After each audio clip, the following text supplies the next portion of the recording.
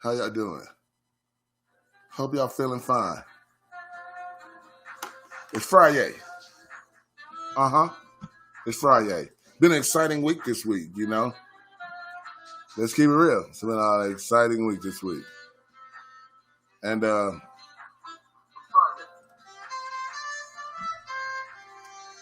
being that it is Friday, an exciting week, like I said, it has been Battle Bars, Blunt TV's new series, Battle Bars. What's up, Toya?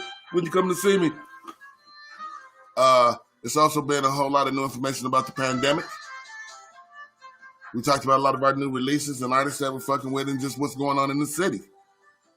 But the hottest shit of the week was definitely COT's Cough calling out Trev Rich and 2 days worth of posts.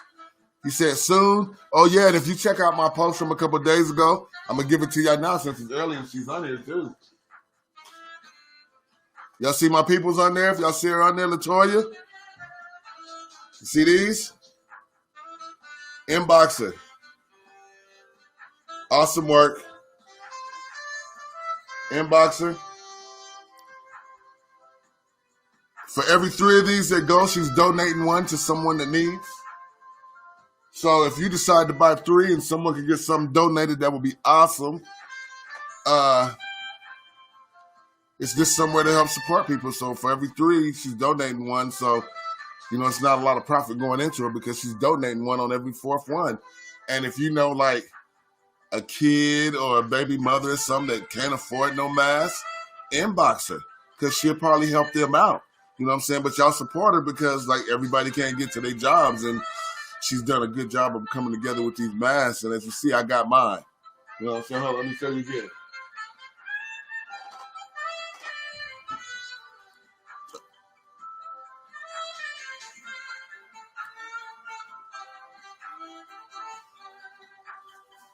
And while I have this mask here, you see that? And I got a big face. Now, while we're talking about these masks, I've been going in stores, right? I'm kind of appalled at this. I have been going in the stores, and the workers are wearing masks. Yes, they are. They're wearing masks. But let me tell you what the problem is that they're wearing masks, and they got it covering their mouth up. And their nose is out. And then some of them got it down here. Why do you got that mask if you're not going to wear it? Now, trust me, I get it. It gets fucking warm. It gets hard to breathe. You know what I'm saying? So maybe jobs need to give you a few more breaks to step away, take the mask off and get some air. But you're not being too safe for yourself. As a person that's working in the central area, you sitting there like this makes you susceptible to catching it, which every customer that comes up afterwards is susceptible of catching it. So somebody like Toya is making really dope masks. You can even like open that up and put a sleeve in there and put a filter where you can change that filter on her mask. The mask is dope. Once again, so y'all know, it's Latoya Pugh. Check her out in the thing. Inbox her. For every 3 of these sold, she's donating the 4th one. Y'all check her out. She's putting them down. All love. Y'all make sure y'all check her out. That's right there. You see her on here, Latoya Pugh. If you want your dope, colorful, especially ladies, I know y'all like them colors. Color popping. It looks really good. And actually, I can breathe through that mask better than I can breathe through like the one I made. But I think the one I made has... You see this part of the clown? I think because of what material that is, it kind of cuts off the air. So it makes it harder for me to breathe. So when I like walk to the store and back, by the time I get back, I'm kind of hot. It's kind of harder to breathe. So I can get where a lot of these essential workers don't want to wear that mask, but you're standing in front of people. And to be standing in front of people with your mask down here and talking to me is unimpressive. And I've said something to a couple of them, like I've asked them to move their mask up and don't breathe on me. And that plastic shield is so far on some stores that right here is over and they're leaning over here talking to you like it doesn't add up. Like I know a lot of people don't believe in the mask. And I know a lot of people have their opinions on the mask. Well, as you see, I don't care what your opinion is. I'm going to be rocking this, as she calls it, this and that's. You know what I'm saying? Good morning, Sean. Also, we got Sean on here. You got the dope hats. I saw you doing new hats. I saw the hats this morning. Y'all make sure y'all check out Sean Olsen. He's another designer. That's right. You know, I fuck with a lot of fashion conscious type people. Alpha Omega 7, This and That's by LaToya, Sean Olsen, Dirty Clothes. I've been fucking with Dirty Clothes forever. All y'all seen the Kush Candy Girl logo. So y'all know he is the one that made the Kush Candy Girl logo for me. And like I said, you will see that on some gear coming up very shortly. And we'll be launching the Kush Candy Girl clothing line August 28th through the 31st on Canna Catwalk when we break out our first fashion show that we're going to do, that we're going to be part of. So that's going to be pretty awesome to be part of our first fashion show. We kind of did the theme song for it. So with that in mind, we're going to come and give you a little bit of our fashions. You see Ponomo wear. You see the new Ponomo jackets and the things like that. And just so everybody knows, I really do like clean this bong like daily. Y'all seen like the day before it was clean too. Just when you smoke like I smoke, you have to clean your bongs regularly, man, because dirty bong water is real. And I tell people this all the time because that water gets fit. Look how good that look. Now, you know when you got, hold on, let me show you what I mean. When you got really good weed, you know what I'm saying? You got the beautiful nuggets. You want to taste it. You want to taste all of the flavor.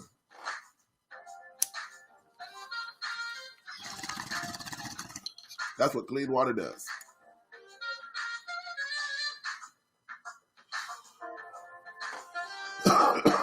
Best way to wake and bake.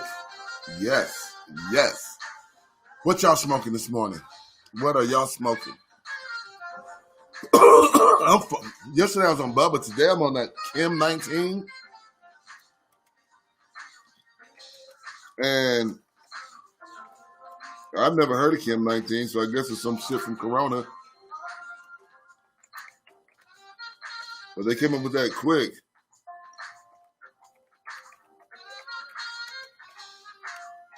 Yeah. What y'all smoking this morning?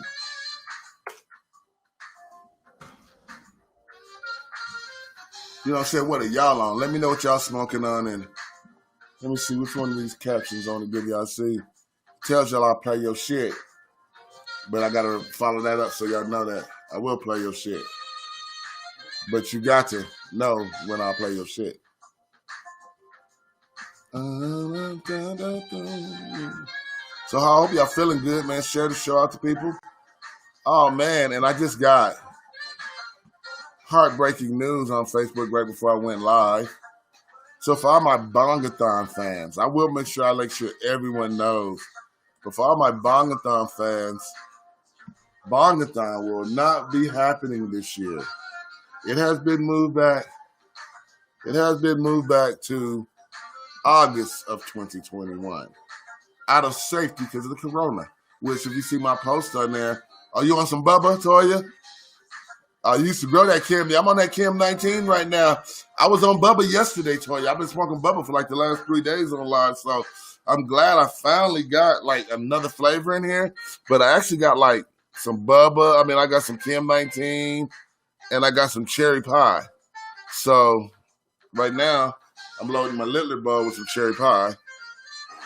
So once I finish with this Kim 19, I can switch over to the cherry pie. Got mixed up, Kim and cherry, yeah. What's up, Rafael Torres? Peace, peace. But but that Bubba's been good to me. I've been stoned as fuck off that Bubba. But then my son brought me a bud over yesterday. I don't know what the fuck that was I was smoking, but I'll tell you what. I was high as shit yesterday. If you saw my eyes on the lines, I was like this. And, you know what I'm saying? That's what I'm talking about the pandemic and talking about some of the workers. Man, some of y'all people got to think about this, man. Wrecking Ralph in the building, San Antonio. And I'm out, as soon as this is over, I'm coming Texas way, Wrecking Ralph. Hey, man, we need to do a song, man. You need to send me something up here so we can wreck something up. Shit, let me get a beat and send you something, man. We need to do something, man. I'm trying to network with everybody out there. So, damn show, Wrecking Ralph, I want to do something. And for everybody out there, man, like, I know right now it's stressful. Like, I can even see my artists waking up and just going at Trev Rich. Just attacking Trev Rich. Like, I want your spot. Like, this quarantine has been stressful. You got people stir crazy. Well, let me remind you what I'm saying. Let me remind you what I'm saying when I say stir crazy. Yes, Ralph, let's do it. Wreck-It Ralph in the building. I still rock your t-shirt, too. Just for a fact of that, Wreck-It Ralph, I still rock your t-shirt. Fun show. I be on that mug. What up, Travis? But with everybody getting so stir crazy, like I said, my artist called out Trev Rich. Like, I want your seat. Like, you know, you got people in the house. You got more domestic violence happening right now because people are locked in the house. Smoke some weed. Like, weed is going to be the fucking biggest thing that you can do. Do some dabs. Get the people a little high. Like, we got to figure out a way to get around this stir crazy moment. You know what I'm saying? Like, everyone is fucking stir crazy. And that sucks that so much is going on around there. But then again, like, if you are sitting at the top, someone is going to come after you. Like, I saw a post where somebody said, just because you're at the top doesn't make you immune. No, because you're at the top makes you more of a target. That is a fact. Like, I've been Hilltop Click for a very long time. And I know what it's like to have the target on your back and everybody wants what you have. And I know how when everybody's after your artists and they're trying to shut people away. They're doing anything they can do to tear down the foundation that you have built. I totally understand that. What's up, Jay Daly? Long time, brother. Thought I was going to see you this year at Bongathon, but we got the heartbreaking news that Bongathon has been moved back to 2021 out of the pureness of the COVID-19 and being safe. And as I posted on there, you know what I'm saying, it sucks, but it's better to be safe. And I was wondering how they was going to put all those people under the tent, smoking them bowls and huffing and puffing and breathing if this is an airborne type of a thing, if droplets could get on you and you get it. And smoking bongs takes a lot of breathing and blowing smoke out, that how that was going to be really safe if there's no vaccination, no vaccine yet. And I mean, for a lot of us that don't take vaccines, it's very dangerous. So I am glad that they're being safe. I'm so excited that, I mean, it was my 10th year. This was a special year. It's my 10th fucking anniversary to Bongathon. I was going there to have a ball this year, but 2021 will still be my 10th anniversary to me, because I know that this is a very extreme situation where this event is not going on. And for anybody that's been to Bongathon, like I said, I have been there 9 years straight. I don't know about a lot of other people, but I've been under that tent. I've performed there. I've partied with my Bongathon family, my Tree family for 9 years. This was my decade anniversary. So yes, I saw that post. I said, wow, we've been planning on this since last August. We have been putting plan in place to go big. But guess what? That gives me a chance to go bigger for this. So for people out there that feels like Bongathon's not making a smart move, I'm sorry you feel that way. But I think being safe is definitely better than going to Bongathon and coming back and find out. Because Bongathon has a lot of people, they've been there for a long time, and they've been there since the 70s. And they are in that danger range of, if they catch it, it could be detrimental. And we don't want to lose none of our Bongathon family as it is. You know what I'm saying? We see people already going through things, and family members of Bongathon going through hell. I'm a Bongathon guy. I lost my aunts to the COVID. So, yes, I'm very partial to knowing how safe my favorite event of the year is going to be.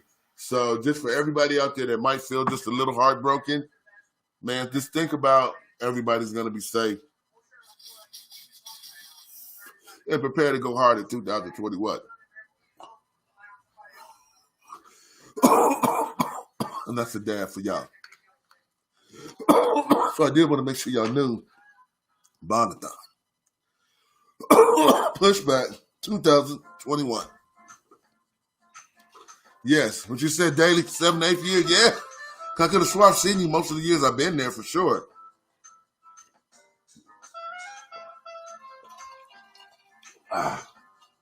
But in defense of that, yeah, we have a Zoomathon. I'm with it. Count me in. I'll help organize that. I'm rocking on the Zoomathon. I got a new song, which I performed over the last couple of years at Bongathon, but we've never released it. So Blowed. So Blowed will be released here within probably the next week and a half. My Old Day to Bongathon, my personal anthem to Bongathon. I don't know who else's it is, but it's my personal anthem. And then we are a good halfway through mixing and editing on Bongathon, our urban adventure, which is highlighting the 9 years, basically going on to 10 years of Bongathon.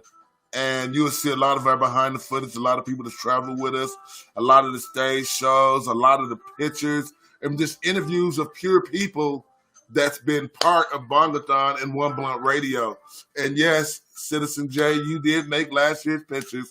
You will be part of the movie because might let a lot of people know, but you and Larissa Boulevard did brave out the thunder and camp with One Blunt Radio last year by the crazy looking cave. And my man down the hill that I don't know how much, I don't know if he was watching us or not, but he definitely was. He ended up being like the coolest, quiet guy ever though. But I tell you what, he made you pay attention to him. I'll tell you that motherfucker drive up a hill like a motherfucker.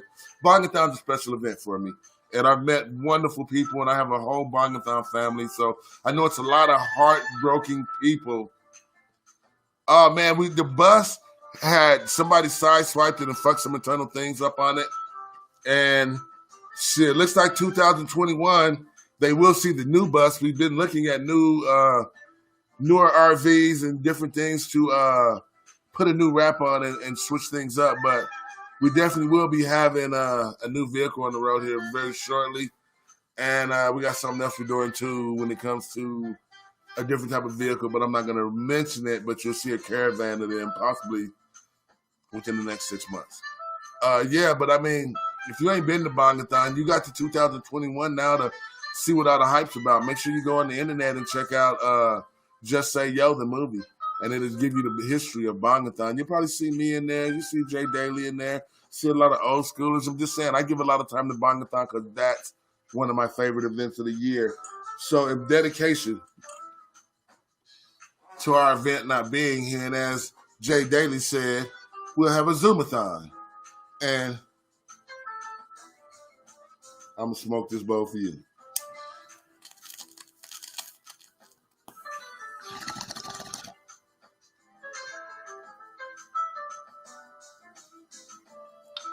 Just say yo, baby. You know what I'm saying? So now, you know what I'm saying? I know I show y'all every day this, right? I think this is cool. And for the people in the back, I don't own the music, and I'm not even playing none of my music right now because on the morning bake show, on the as I call it, the breakfast bowl, I played very little of me and try to play just cool music of the industry. That's what I put on there. I don't own the music. Right now, what we're bumping today, for people that might not know, if you hear the music in the background, it is Streetwise Jazz. I'm a big fan of Streetwise Jazz. And this is what I call High Witness News, the breakfast bowl. Hey, tell them Can Olympics ain't went nowhere. You'll see Can Olympics chronologized in the movie also. And that's actually already written. And that's actually about to start shooting Can Olympics. You'll see that movie, but the movie's not called Can Olympics, but that event is involved in the movie. This is my ashtray, just to show you. Like, this is the dopest ashtray. You know what I'm saying? Like, you can hold dab tools, my Black and Mild joints, little tools there. But I like it that I call it my double shotgun. I could always be bowl ready. You know what I'm saying? So I can have that sitting with my dab straw at the top, rocks to the left of it, 6-shooter in the front, and I'm ready to have a good time on the breakfast bowl.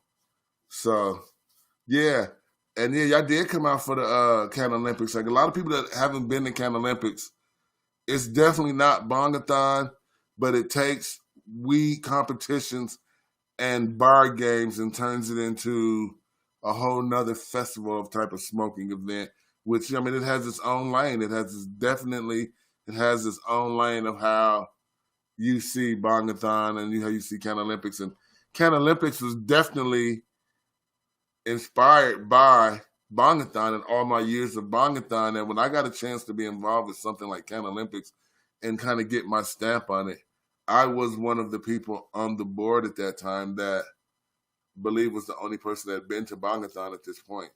So, yeah. Hey, Wreck-It Ralph. We trying to build this worldwide connection. We can just have a chat. But we got a mission here, man, to change some numbers around the globe, man. You might be interested in it. But for everybody else out there, like I said, what's up, Byron? I see you on here too. I see everybody joining in. I'm shouting out everybody that joins in. Like I said, this quarantine has people really stir crazy. Even my artists, like I said, one of my artists, Thon, he came right out yesterday and just called out Trev Rich. And I guess he did enough to call out Trev Rich that it's been a back and forth since yesterday. You know what I'm saying? How you doing, Byron? Hey, man, I haven't been live and on a lot of shit in a long time, so I'm one of those guys, and now I'm just getting back into the fray, so I ain't seen nobody in a long time. If everybody knows, I did this every day, 6 days a week, for well over 10, 12 years from Livewire on up, and the last couple years kind of took a step back and kind of launched Blunt TV, where you can see a lot of our television stuff, and kind of built a whole Roku and Amazon Fire Stick presence. But I can't forget about this crowd. And I want to give a shout out to Two O's Greenhouse, Chris Cater, that hit me up and was like, Kush, how are you one of the originators of this type of medium? And right now you're not doing what you do best, daily work, talking to the people. And ironically, I start up and we get a rap battle in the city because my artist calls out Trev Rich. And do I say he shouldn't have done that? Or do I say he should have gone to battle with Trev Rich? Now, let me say this, right? Straight up, because I listened to it a lot yesterday, and yesterday I did an interview as basically a person in where I was, as the media, where I asked questions, and in defense, Thoth is coming up a hill because he has no music out but one song, and everybody knows Trev is Trev. Trev Rich is who he is, and he's earned it. I always tell my artists the work that Trev put in, no one can take that away from him. No one can take away the grind Trev Rich has put in. I don't care what no one says. It can't nobody, not Thoth, not anybody else, and he's on my team, can say Trev hasn't done the work. But of course he's done the work. You know why? Why would he be targeting Trev Rich if Trev Rich wasn't the best? Evidently, Trev Rich has done his work. And evidently, if I'm Trev Rich, I'm going to say you're trash.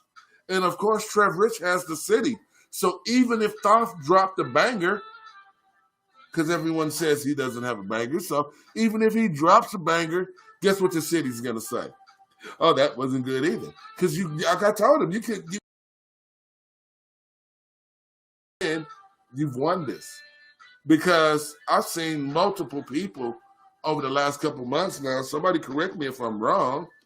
There's been multiple people over the last couple months that's called Trev Rich out.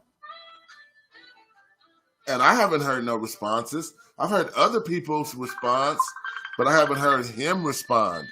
You know what I'm saying? So I was actually surprised, personally, he responded. And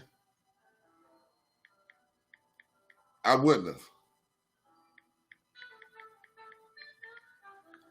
I wouldn't have done it at all. There's no way Thoth could have hit Dr. Kush And I don't care if he would have started doing what he did to you to me, straight up, I'd have just blocked him and went on about my business. Because I wouldn't have. So for you, and a lot of the fact, like a lot of people's acting like he's out of line. I say he's excessive in attack mode. I agree with you guys on that. I totally agree. I agree. But where the problem is why are you even entertaining him? I mean, I've been through my journeys in the weed world. Anybody in here that's probably part of the weed world know. And hell, the hip hop world, I've had my battles in the hip hop world, from Hilltop Click battling with other groups to Dr. Kush and ex-members and other people in the hip hop industry. And if let's just put this on the fact. If I was to sit up and tell Thom, man, you shouldn't do that. In his heart, he feels like he wants to be the best, and to be the best and recognizes the best, you got to knock off the best. So, therefore, puts Trev in his highlights, right? Right. Okay? And I tell you what, if I was to say, don't feel like you have a chance, just give up, you're wrong, you know what? I would be contrary to my own journey. Because I was told when the clique broke up, he's going to be retired. Oh, it's no way he could keep going because all the real rappers left and they was making him relevant. I was told everything. Everything. And this many years later, I've made it to the same heights as I was with Hilltop Click and farther. I've made it to MTV True Life. I've made it to CNN. I've made it to Dr. Drew. I've made it to Nancy Grace. I've made it to fucking World Star, over 600 million strong with the Nancy Grace footage. I mean, if I'd have quit, none of that would have happened. There's no way I'd even be dropping music under a deal now if I told him to believe what everyone in the city's saying. Everybody jumped on the bandwagon when the disses went my way. Oh, it was everybody had something to say. But you know what? Even in the weed world, when somebody jumps on it, everybody has something to say. And you know, a good person remembers those people. Because then if you so happen to blow, guess what happens? Those same people now are saying, I told you back then that he was kind of good. I mean, I just said he needed work. Like, he is somebody that has one song out. And Trev Rich has a library, and he's worked with Joe Buttons, and he's worked with the top people. But you're telling somebody at the bottom he ain't supposed to dream big? What the fuck? Are you fucking serious? And because you say he's the man, everybody has to bow down and listen. See, I haven't said nothing in all this. I haven't said nothing. I've listened, and I kind of woke up today because I know that he's gave way too much motherfucking time to this. I would have never gave Thoth this time. Thoth would have never got this time out of me. So as a veteran who's sitting on top of the motherfucking mountain, why are you entertaining it? And if you are entertaining it, then don't discredit that he's coming at you. And just shut him up. And like I told Thoth, here's Thoth, right? I told Thoth, I said, if you're gonna attack like you did, it's two things you gotta do. Either one, get your numbers up and force a battle because he's saying you're not in his league. Or two, put some fucking money up and saying what you want to do. Put the bag up. You know me, I'm famous for something that I call the Big Man's Challenge. You know, the Big Man's Challenge is a thing that I created way back in the day that not nobody really decided to get on it. But the Big Man Challenge is when you have artists where it gets so congested, then the Big Man Challenge is 3 rounds. The Big Man Challenge. You know what I'm saying? An original song. A freestyle. In 1 good minute with them gloves on in the ring. The Big Man Challenge. You know what I'm saying? Because everybody, I mean, like, it's funny though, because it's just funny that they're telling this man that he doesn't have the right to speak. And if his song is whack to you, that's fine. Because let me tell you guys something that a lot of people don't understand, right? This is one little box. So if an artist allows you people in this little box to determine what his music is and who he is an idiot. The artist that listens to you motherfuckers, because I'm just going to say it. If I would listen to you guys and go off of what you guys did for me, I would have been quit. I would have been fucking quit. I would have gave this up years ago. None of this stuff would have happened for me. But the difference is I made my own lane. I got myself out of this fucking box and got out to the world where your opinion doesn't matter. Because opinions are like booty holes. And we all have them. So what you think is the best here might not be what they think is the best there. So what I say is, young man, flap your wings. Challenge who you want. Now, if you get shut down, you get shut down. But at least you tried. Nothing beats a good effort but a try. So if you're telling this man that he shouldn't try, I disagree. Because everybody told me to quit, and I just kept chugging. And now I got a discography. I'm all over Spotify. I ain't in this battle shit. Don't put me in this shit. But I'm just saying, in the pure heart of hip-hop, what he did was hip-hop. He didn't threaten violence. He didn't tell nobody he was going to jump on them. He said, I can out-rap you. That's all he said. And people call that disrespectful. Damn, I didn't know a rapper was so high that you couldn't say you was better than him. I didn't know we had Kanye here. I didn't know Jesus walked in our city. Ain't nobody jumping out no Bentleys, Benzes. I don't see nobody dropping phantom doors. I don't see this off of rap money. Now, you might see some niggas doing it, but it ain't rap money, nigga. Let's be for real around here. Like, ain't nobody doing it. Nobody's doing it. So, I believe everybody's open for the try. And, yeah, have I woke up today and seen, Thoth? Yeah, you need to chill. Way too many posts. Like, he's not even, to me, he's not even worth that. You gave him too much now. Like, you're losing the gift. You're losing the gift. And now you're giving. You get what I'm saying? Ain't no artist in this town I'm going to give that much energy to. See, the difference in me and this battle shit that y'all do, and why you don't see me allow myself to get involved in this bullshit, because at the end of the day, we should be coming together. At the end of the day, you should see a band of Colorado niggas when the Grammys are coming around saying, how many of us are going to get tickets and line up in a row like Atlanta did and like the South did? When is Colorado going to tired of the motherfuckers flying over your city and sending artists here to eat while you don't eat, nigga? Y'all too busy worried about these niggas in the small pond. If you the king of Denver, that is a small pond. If you the man in Colorado's not even on. So what is that the king of? You're king of an island that's not recognized? Who? I wouldn't battle you. I don't think you're worth it to me. Like, that's the difference. Like, I wouldn't reach out and say, Trev, let's battle. That's not worth my time. What's worth my time is how do I expand my career and take my bank account to the next fucking level. Fuck that. That's all my time on that. Fuck that. All that battle shit. Fuck that. And A1 knows my opinion on this battle shit. See, I don't believe in that. I believe Colorado's way too far behind to be worried about battling the next dude on the next block. They should be trying to come together for fucking once and battle the world and say, I'm tired of being left out. I'm tired of not being able to put the food on my table like you cornball niggas is doing.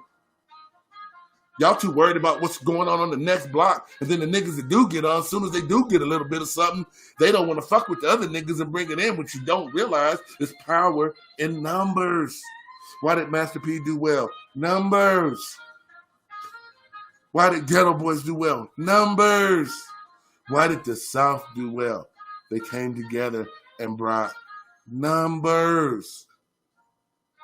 Dickhead motherfuckers. I swear to God. This shit is stupid. I'm just being real. This shit is stupid. Like, Colorado should be focusing on where can we bring this unity? How can we eat? Like every fucking body else that's in the rap game. How are we one of the biggest states? We got one of the biggest, one of the best football teams, one of the dopest basketball teams, and we don't get to eat in hip-hop. Rock and rollers get to eat. Country get to eat. Alternative get to eat. And you dumb niggas can't fucking figure out how to get along. The fuck? What the fuck? Wake the fuck up.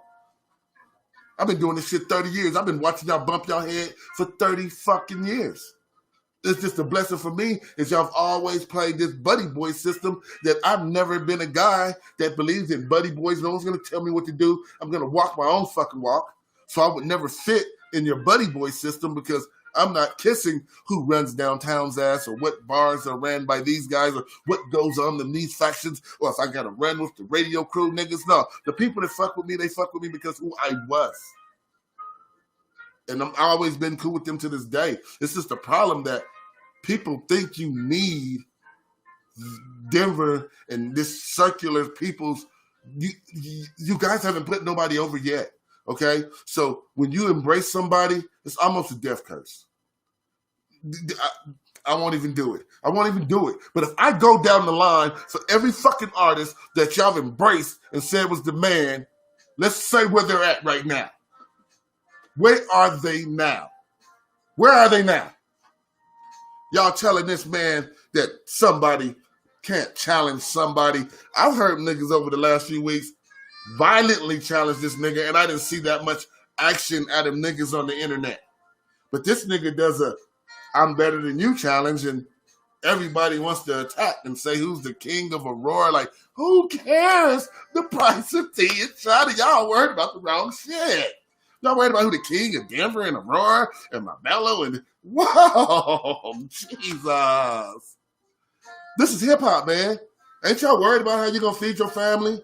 Ain't you worried about the child support you got to pay and that money you keep sitting at the house and spending all them hours in the studio and you ain't getting nothing out of it? Ain't you tired of that? Ain't you tired of all these cornball C and D-like rappers coming to your town, getting 15 to 5 racks to rock, and then you dumbasses pay them $1,000 and $1,500 a verse?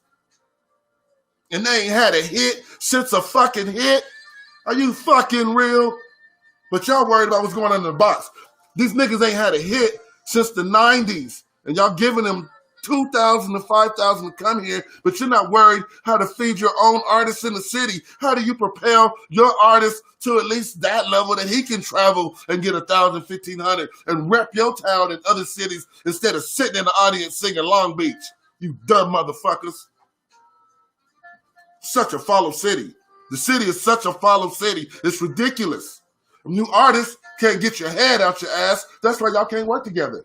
That's why y'all can't work together. That's why all you motherfuckers are steady bumping your head, doing all these little dumbass shows over and over and over again and paying this money to these promoters to rock on this D-line show of this motherfucker that does not deserve $2,000 to $5,000, you fucking idiots.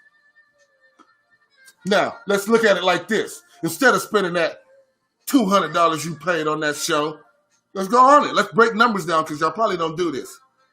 That $200 you put on the show, which you probably never documented, so you don't even know you spent that money when tax season come around, you fucking idiot. You just gave some money away to this dude that ain't going to document it either. And then secondly, after you paid that $200, you bought a fit. That fit cost you another $100. Then you went and got you some fresh kicks. We niggas. That cost you another $130, $150. Oh, Lord. This is a little show at the Sports Watch that you are not going to make a dime back from. Now you're going to go there, you're going to order some food, and you're going to buy some drinks, and you're going to puff some weed on the patio. Before you know it, this one night has almost cost you a rack.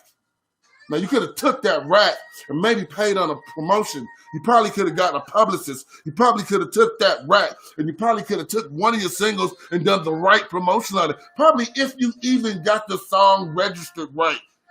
How many of you niggas are even registering your fucking music? The fuck, man. I swear, this shit over the last few days has irritated me, even with my artists, because the shit is stupid. Like, the real fight ain't us. The fight is all these people that keep coming here and eating off of us, and us that keeps feeding these motherfuckers and can't feed ourselves. That's the real problem. Now, when you get a set of artists that come together and get their fucking head out their ass, you might see Colorado on the national motherfucking standpoint where Hollywood comes here. Stop being followers all your goddamn life. Shit is stupid. And ain't nobody running this town. Ain't nobody's bank account big enough to say it. Now, there's some people doing really fucking well.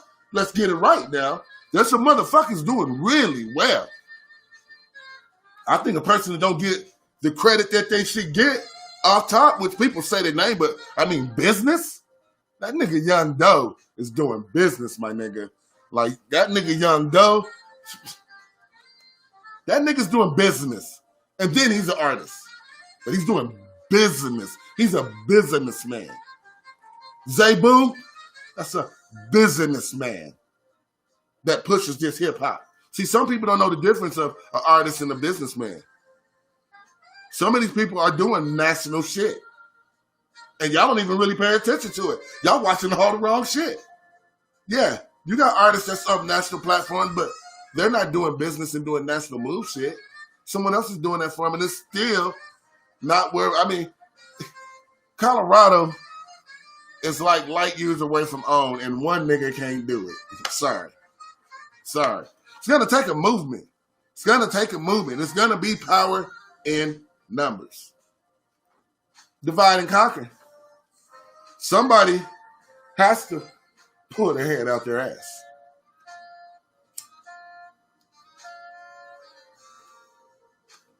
But I ain't worried about it. As I haven't worried about it in all these years, as I've always kept myself in a very good place, I don't do the little bars. I do conventions. I do campouts. I do festivals. I rock 420s in front of 20,000. I don't need the adulation of what DJ in the city is going to hopefully play me, what radio, if I'm buddies with. No. Control your own destiny, my friends. You create the buzz, not them.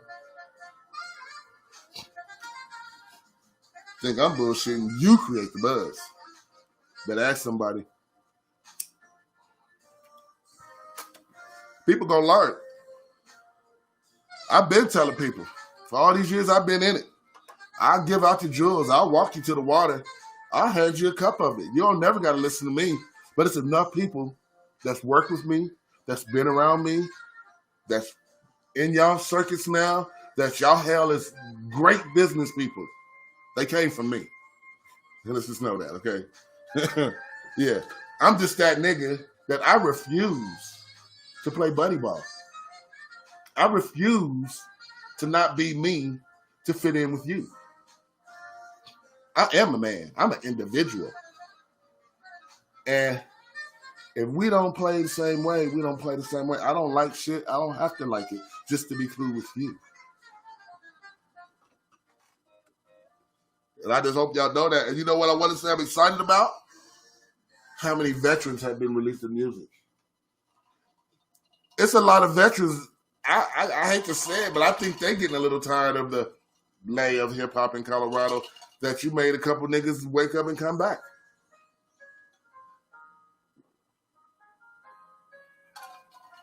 Like, and I'm glad you did.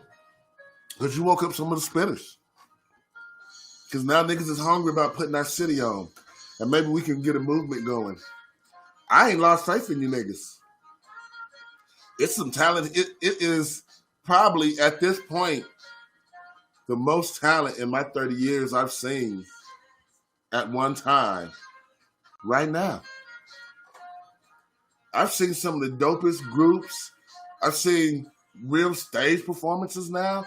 I've seen people have a vision of their look. I see groups that you don't even know that they're actually making money. They're just not making that money like an industry nigga, but they're making money. You know what I'm saying? Like, it's all ain't lost. It's not all lost. You can get sick and tired of being sick and tired. Like my team, I don't care what other niggas is doing. We're going to go deep to the Grammys. We're going to go deep to the MTV Awards. We're going to go deep to BET. And any other niggas that want to go with us and rock your gear representing that motherfucking Colorado pride like we tired of y'all flying over us. Nigga, we got to get our numbers up. We have to make a move. And now is the time. Because what is the new norm? The industry is not gonna be the same industry as any of you artists known it before this quarantine. Know this, okay? Know this. If you're not planning and preparing for what the new norm is, you're already still behind the fucking wave. Shit is not gonna be the same. How shows are gonna look? I got an idea.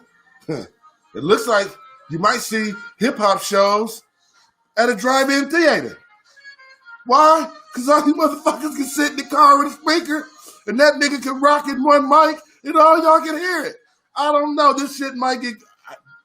What is your visual? How do you see this? Are you thinking out the box? Are you trying to figure out virtually how you're going to make your presence felt? Like, it's a lot of things changing. The last thing we should be worried about is each other. Other than trying to help each other come up out this. Colorado, how do we make a statement coming out of this? Aren't y'all tired? Ain't you sick and tired of being sick and tired? Ain't you tired of watching these old-ass D-line rappers come in here and get treated like he's Jay-Z? And you motherfuckers is giving him $1,000 and $1,500 for a verse. You be pissed off to see what I gave for verses. Because I ain't that nigga. And I'm going to call it like I see it. See, it's all about negotiating. It's the art of the deal. I give Trump that one. It's the art of the deal. And you pay what they allow you to be fooled enough to pay. You can get what you want. It's all about knowing when to make your offer, where to make your offer, and firm offer and walk away. And I'm telling you, it works. I got songs with people, and I'm not saying I lowballed them, but I'm not saying that they charged me for way more than they was worth. And I can say this too. Shouts out to both of them niggas because they came and gave me fire verses. Both songs. DJ and JT Money gave me dope-ass verses. And I've heard some features that's on some Colorado niggas shit that I don't even know how you accepted it. Like, I wouldn't have paid them for that. Like, there's some verses that you niggas got from these artists that you should have never accepted it. It's okay to say that's not acceptable, man. That's not a cool verse. I wouldn't have took that from Little Tony down the block. Why would you take it for something that you paid for? It's not my fault. It's yours. Like, I'm just being that guy this morning. This morning is each one teach one. And I got 30 years in this, and I've watched niggas do shit. Do I know everything? Fuck no. I'm learning every day. That's why I love my team, and I love being in the industry around people that's growing and working with veterans like Swift for Show Shot on here, and Mr. Sandmans, and people like that you get to communicate with and politic with, because you know why? There's growth in that. I even get to sit and talk with young niggas like Annex and True and shit like that, where you get blessed from both sides of the game. You don't get so old that you know everything. You keep growing. But what I do know is why people have been bumping their head and know why I've never needed Colorado to propel me to be noticed by the nationals. And why I've always done national shit. My entire entertainment career, I've traveled and been on the road and done shit these niggas here don't do. And I've never been in the buddy system. So it's not always that the buddy system is the only way to get seen in the city.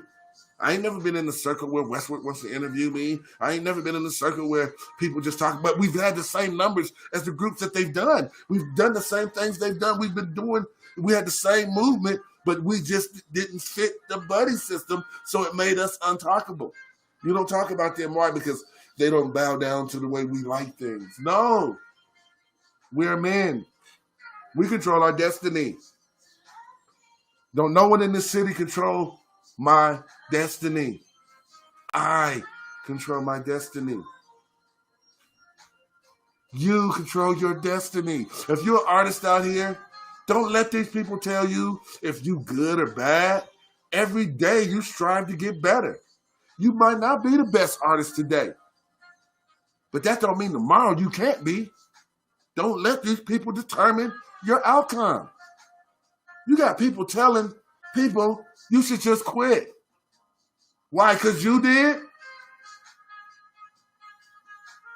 Fuck. I don't believe in quitting, man. I think quitting is for weak people.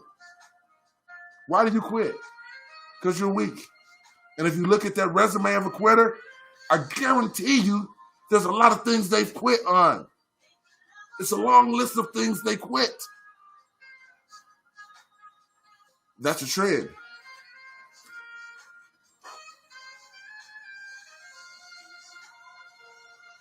You know what I'm saying? It's just the truth, man. It's the truth. Like, the outcome isn't determined. Because if you do that, like, look, when someone's at the top and everyone's loving them, as Donald Trump says, he can shoot someone in the middle of Times Square and not go to jail. That's kind of like when you are at the top of hip hop in Colorado. Like, it's people that don't know you is willing to go to war for you. And even if they know the song you have out right now ain't the best, they wouldn't say it.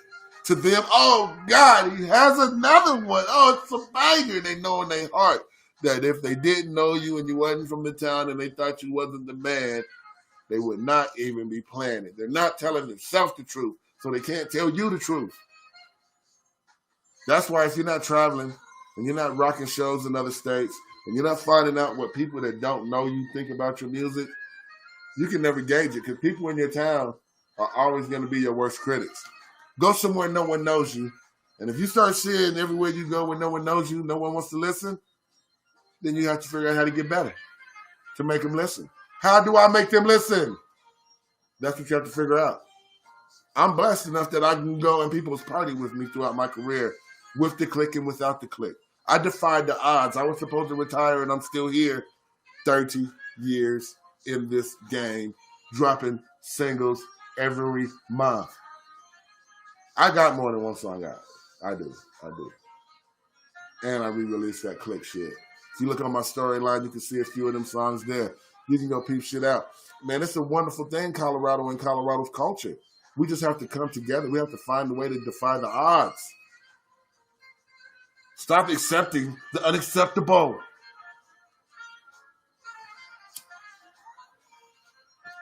What's up, Raymond? Stop accepting anything, man. And stop being a bandwagoner.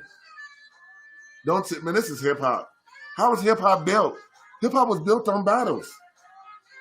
And it was nobody niggas trying to battle the top nigga. So you can't tell the nobody nigga that he can't battle the top nigga. You stupid, I'm coming. I was nobody today, I'm somebody tomorrow. Well, I gotta wait. I know you at the top, I think I'm better, I'm attacking. Shit, sometimes you jump in the fight, you think you can win, and you get knocked out. And you're like, okay, I wasn't quite ready for the heavyweight this time, but now I know how he hits, and if I would have ducked, but next time I will. Like, you know what I'm saying? Now you have a gauge that maybe I jumped in a little head over my head, and he served me. Respect. See you next time.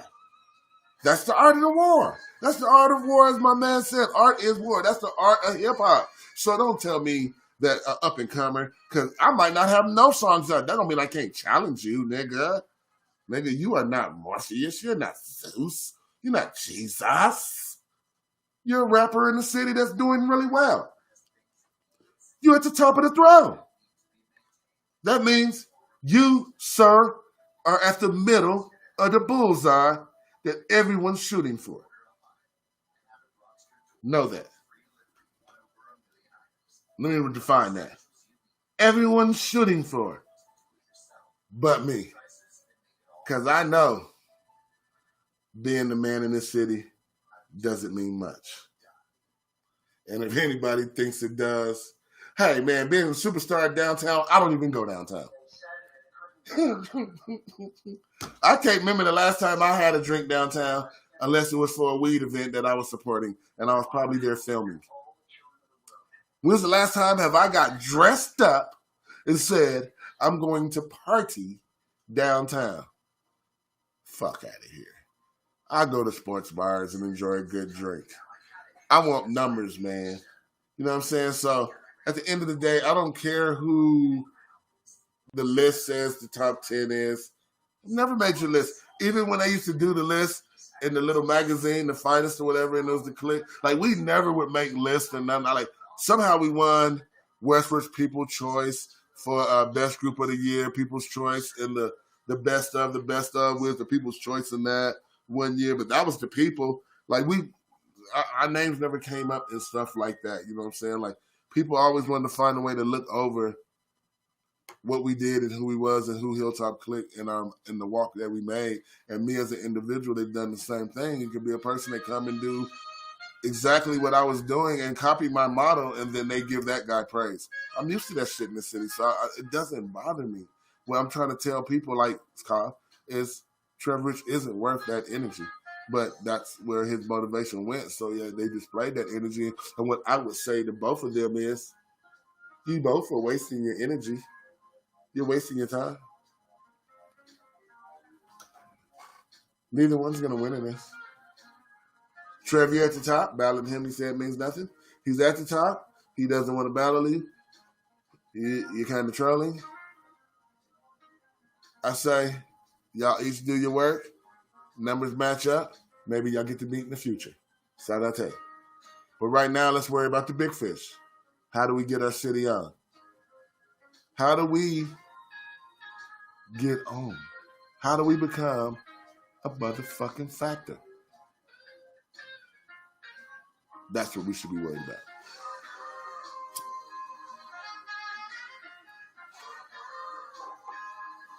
How do we be our own boss? How do we be the boss?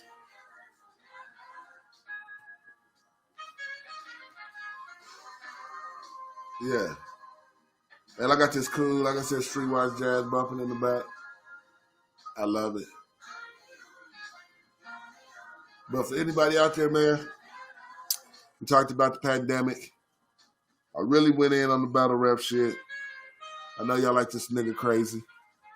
But, you know, I just speak my mind. I don't much care. I stick to myself. I do me. And if I do a show here or not, it doesn't really matter to me. I'm going to keep doing what I do. And I love it. Weed is wonderful. And I love my weed crowd. And I love my whole movement. And I'm glad to be in the position that I'm in.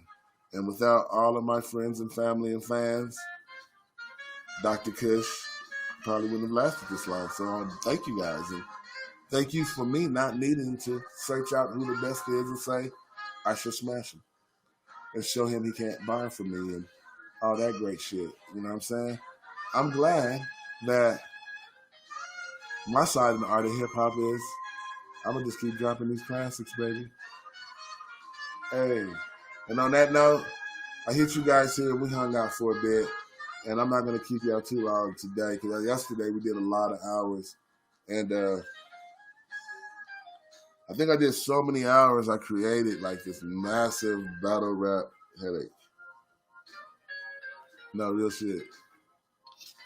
And I like judging battle rap and all that good shit, but I don't even see the gist in it anyway. I mean, I think unless you get to like PG and them level where you're putting money up.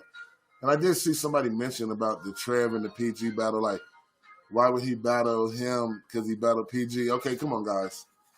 Can we be for real? Do I have to say it again? That wasn't a fucking battle, man.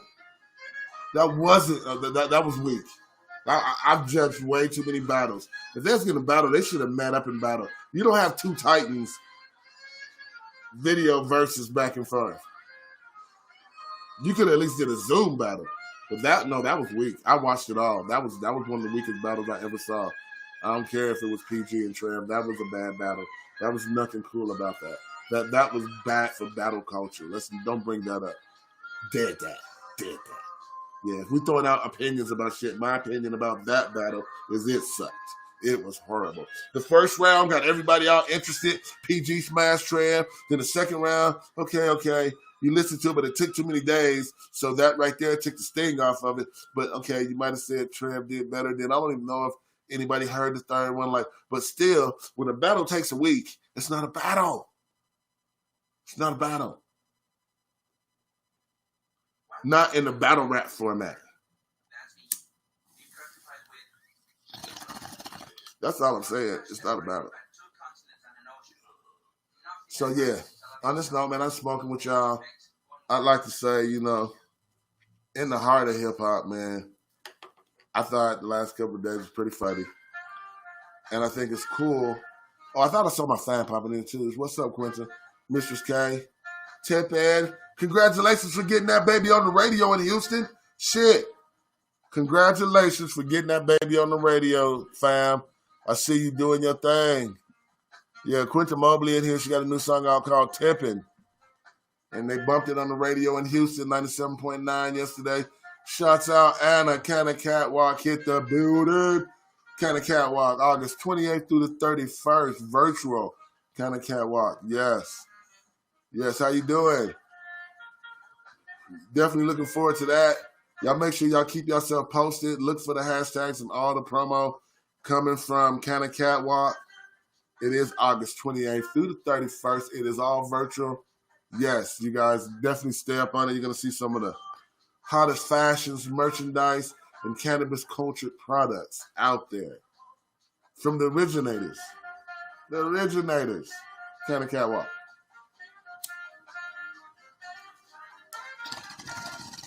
This bowl's for you.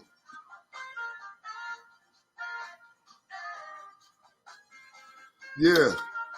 Like I said, I got that streetwise jazz bumping. I don't own the music. 3 days of live streaming. Yes, I am opening that. Look Fresh is the new single coming out, dedicated to Canna Catwash. Canna Catwalk is gonna definitely have. You got Nick Fashions, you got TK McGarge, you got a few people that's been supporting the event for a lot of years. You're gonna see a lot of new people. With it being virtual, it's gonna be worldwide. Like, it's not gonna be like it's been in Malta, I believe. It's been in Cali. They've thrown it here. And now it's about to be virtual. It's going to be global. You're about to see people all over the world involved in the fashion. You're going to see people all over the world involved in merchandise. It's going to be 3 days of fashion and art. Brought to you by Anna and the Canna Catwalk. And on our sites and stuff, as soon as all the links and stuff go up, even on our sites, you will see links to the Canna Catwalk. It is, I mean, it's going to be like $1 a day, I think. Like, it's going to be so, like $3 for 3 days, I believe. It might, I think it's going to be like something like that, like virtual. And hey, if Sean Olsen, if you're still in here, Sean Olsen, I should link you and Anna together. Sean Olsen is the fashion designer for Dirty Clothes. And he does a lot of clothes, like a lot of ladies-inspired clothes. He's really dope. He did our logo for Kush Candy Girls, and he killed it. But he has really dope gear. So I'm going to link Anna. And if you scroll up the list, Anna, if you see Sean, and let him know about the Canna Catwalk. He probably would like to get his clothes in that because he has a really dope clothing line. Introduce yourselves. Anna, Sean. Bada bing. Every day so far on the Breakfast Bowl, I've connected someone to some business. This could get pretty dope that if every day we can make a business connection while doing the Breakfast Bowl, that's going to be dope. Like, I've made 3 connections in 3 days with business. Yep, I'm about to put this in his inbox.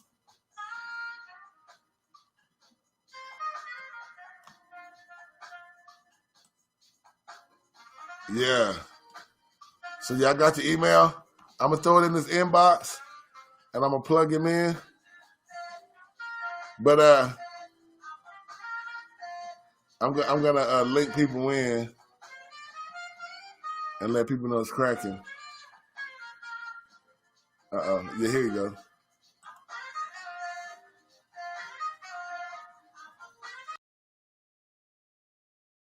go. I get him. I see A1 was in here too. Sound like A1's ready to go. Like he's with whatever with this music shit. Like he been wanting a rap battle with the world, so y'all can't call his name out because you're going to get a willing participant. Just throwing that out there. He's going to come at you. And he does have discography. But with everybody out there doing it, with us, like I said, like we talked about the pandemic and everybody's alternative. Once again, I want to show you guys these again. It's my people's Toya. Call it This and That's. And she's making these masks. They're like $10, but for every three masks, she's donating one mask to someone in need. So for every 3 masks that go out the door, someone's going to get a free one because of you guys. And man, it's gonna help out people that can't get them. And she does it for kids and grown-ups. If you scroll up the list, her name is Latoya Q.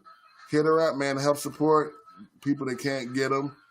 And you probably will see the mask incorporated into our clothing line in conjunction with the gear. So we will be promoting and donating to help people get masks for those who can't afford to get masks, because everyone who wants a mask should be able to get a mask. And yes, I do agree with you. If you believe you don't need a mask and you shouldn't wash your hands, that's your prerogative. I agree with you. But I am a wash my hander, wear a mask, or I have diabetes. I can't fucking play. I keep my shit. I keep them hands washed.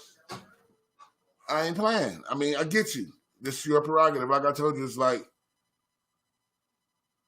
I'm not getting into the debate on who's right and who's not. Okay?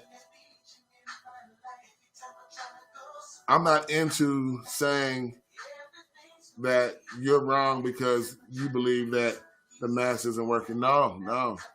I believe that you have self-right. And you yourself have a right to believe that something's going on or not. I've had an auntie die from it. If it couldn't get any closer than that, then it's about closer than it needed to get for me. So therefore, with diabetes and my health situations with high blood pressures and other things, I choose a mask, disinfected, and if I could, I'd wear goggles, but I don't quite have them, but I do wear glasses. So that's just me. I'm just saying, that's just my shout out to saying, be safe as you want to be. I'm going to be safe as I should be. And you like it, I love it. However you think about it, you like it. So on that note, y'all, you know what I'm saying? It's been a really, really, really blessed day. It's been a blessed week. Like, it's been very active. But, I mean, I got a lot of, man, Zoom has been a lifesaver for me. I've had probably 20 Zoom meetings this week. It's coming out to be in the pandemic a really dope way to have meetings and still have the feeling that we're in the room together chatting and still has a personal feeling. So, yeah, I am excited about being able to move into business like that.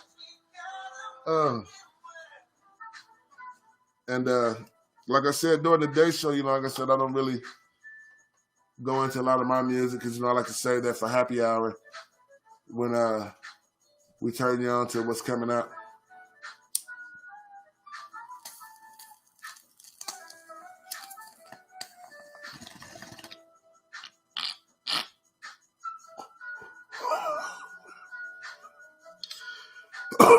Kim 19. And like I said, people, change your bong water. That's just as bad as not washing your hands. That's just as bad as not wearing a mask, unless you believe in not wearing masks. Dirty bong water sucks. And if you see some nights my bong water looks bad, but really, I try to change it every day to a day and a half. It's the water, man. It's sit and get stale. This determines how good your weed's going to be, because if you have a really good weed and really bad water, that water changes the flavor. You know, topic of the day. Change your bong water. And if you notice, every day I try to show you my water, even when I forget to get the good clean out and change it, because I try to clean it every 2 days, but at least try to change the water every day. So at least every 2 days, I run a good little bit of alcohol wash in there and I don't use the high price stuff, so all the other stuff. I use the old fashioned, little alcohol, 91%, little salt, and we keep her looking good. We keep her looking good. And give me a very short moment. We will be getting our Jetta rig back to life. Man, I broke my stem. I broke my fucking stem, man. But of course, this is my favorite bong though. So of course, you know, when you use something a whole bunch of times, then you fuck it up. So yeah, but everybody bongathon knows most bongathoners have a Jetta rig. This is competition practice type rig shit. Like this is how you practice ripping bongs. Regulate like alcohol. Regulate like alcohol. Jetta rig. Y'all be sure to check out Jetta Systems. Jetta Systems, he has the little short guys he's doing now that's almost like that. I really like them. They're really cool bongs. And he has the ones with the cars and old school shit now embedded in the base. So he's taking them to another level. So definitely go check him out and tell him Dr. Kush has sent you. And, you know, I had we have the 420 Shopping Network, the WSN, the We Shopping Network. So make sure you guys know that. Go support, go engulf yourself in Jetta Systems. Tell them Dr. Kush sent you. And make sure y'all stay tuned for Kind of Catwalk, because I will be giving you updates all through my lives. I will be going live, like I said, regularly now. I'm back. What's up, T. Lee? Alpha Omega 7 in the building. Yeah, Alpha Omega. Say hi to Anna. T. Lee, say hi to Anna. Anna, say hi to T. Lee. T. Lee is our head designer and one of the owners of Alpha Omega 7. He's part of our fashion. He is the head designer of our fashion line. Anna is the creator of Kind of Catwalk. So, yeah. T. Lee, this is where your clothes will be on display at, is with Anna and the Kind of Catwalk. So look forward to it. And just say hi since y'all both on the stream together. Hey, support. Bottom line. T. Lee. Anna is a vet in the game. If you go check her page out and stuff, she has a lot of stuff. And she's dope in this fashion world. And it's going to be a really good look for her. Alpha Omega 7, the pawn I'm wearing, the Kush Candy gear line that's coming out with all the dope fashion. Like, y'all got to be excited at the colors, the look of the line. Like T. Lee showed his ass. That's the best way I can say it. He showed his ass with the design work. And it's going to be a pleasure at Kind of Catwalk to do our first official fashion show. So that's going to be awesome to let all this new dope gear unleash yourself to the world. Bada bing, bada boom, baby. The real smokers in the room. I'm excited. Yeah. So on that note, you know what I'm saying? We've been in there chilling. Like, I've been doing this, like I said, all this week. I've been back. And everybody knows me. I'm relentless when it comes to it. I start back saying hi, and I'm at home able to say hi. And being that I am a diabetic and I can't really be out there, then looks like you guys get the podcasts and you get the wild zaniness of Dr. D.B. Kush. And it is just my opinion. It's the breakfast bowl, baby. Nah, real shit though. I'm loving it, man. Like, the world is ours. Is this how hard you work, baby? Like, think about it. Colorado was the first ones to launch weed recreationally, but is Colorado doing the best since everyone's released recreationally? Do we have the best laws? Are we in the best place? No. So just because you're first don't mean you can't end up last. And is Colorado last? Hell no. But we just don't have the best legislature and the best laws behind our recreational activities as some other states. Like, if we could take a couple laws from other places and put them into our laws, Colorado would be a dope place. But we have the people that be with the money controlling how things are being delivered. And they wanted to make sure it stays where if you don't have money, you can't get in it.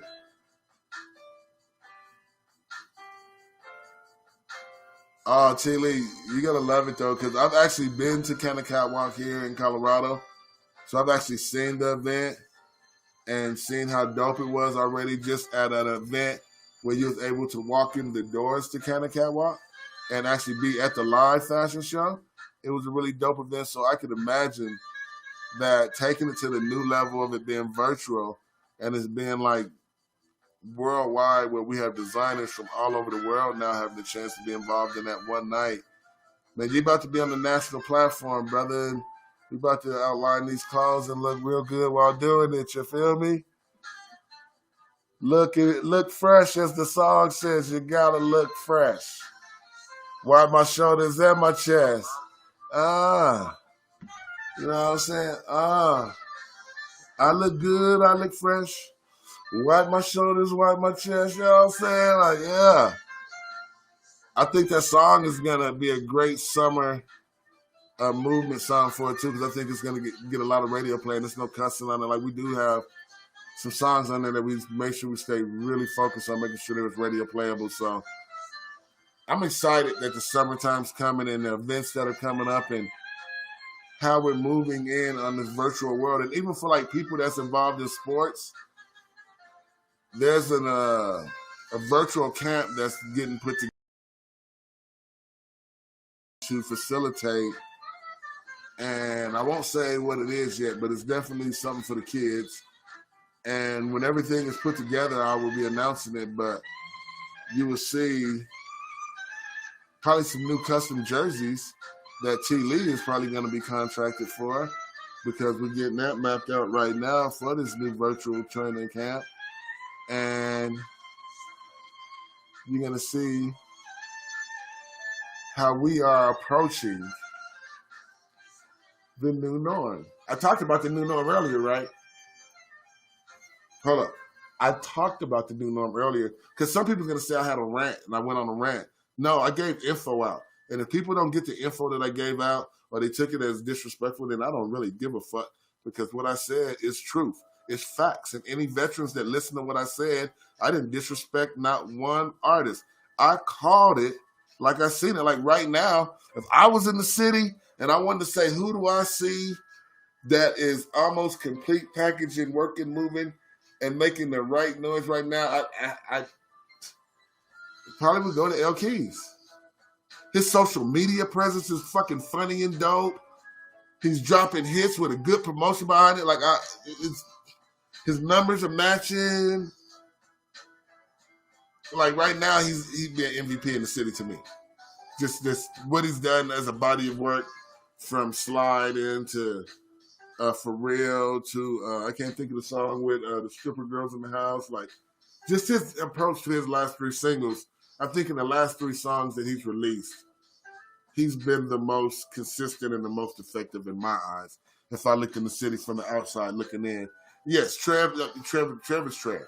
That's all I'm gonna keep saying. Trev is Trev. What's up? What's up, D-Star? What's up, Donna? You know what I'm saying? Trev is Trev. I like Trev's music. I think I haven't totally got a chance to like evaluate and sit with the Nova yet. Walking on Water, I know when I talk to people, a lot of people have mixed reviews on the Walk on Water project. I personally, I digged a lot of the Walk on Water project. Mickey Slade digged the Walk on Water project personally. I haven't listened to the Nova yet. I dig the videos. I think the work he's doing is not local work. I think he's doing a national look. I give Trev all that, but that's what made him the target. You feel what I'm saying? How you doing, Donnie?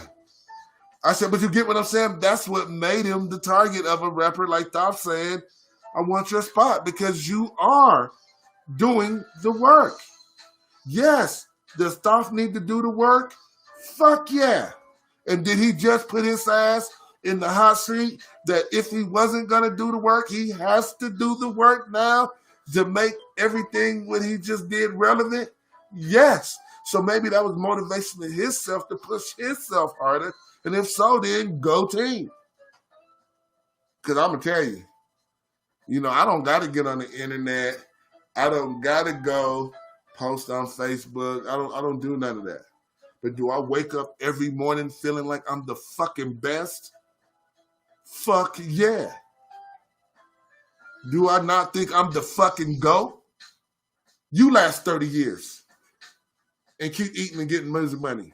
Keep getting music money and stay relevant. Get in your late 40s and make MTV. Get in your late 40s and make CNN. Get in your late 40s and do 650 million plus views on fucking World Star. I'm not going to talk about just about visual presence across the whole international world because of MTV and CNN. I'm not talking America. I'm talking the world. Okay?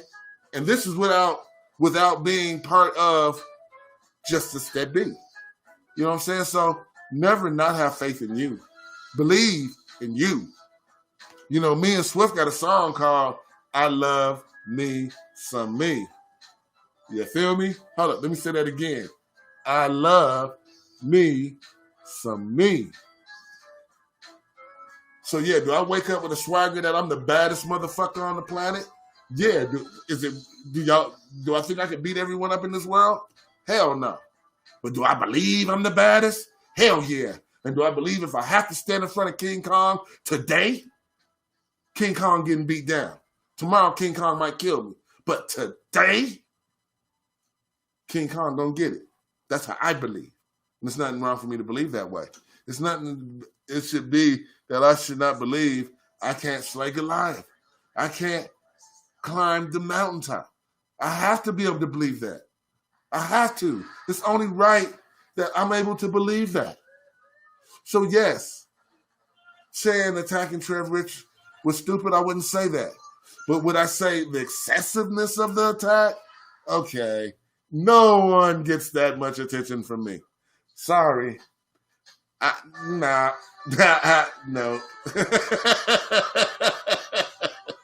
Hell no. Yeah, did Thoth give him way too much attention? Hell yeah. Did Trev Rich answer him and give him too much attention?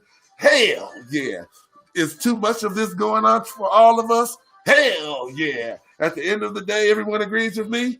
Hell yeah. You know what I'm saying? Like, both of them was good, though. I mean, it was comedy for 2 days. Good comedy. And you know what? In dedication of it, this bowl's for you.